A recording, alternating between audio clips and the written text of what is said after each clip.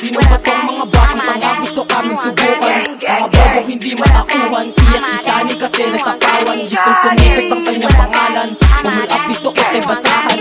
Is pinili niya pang kumalaban, wala nga ambag puyabang. Sino ka ba para magkapangalan?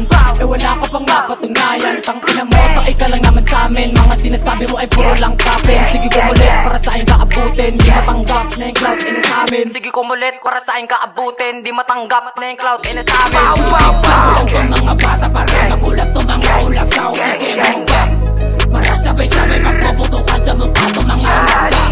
Tumaba ng matauhan tong mga bakla para malaman kung sino matigal, kung sino sa atin ang puro kuda. Puro daw, puro kapin like sino sa atin na mahangin.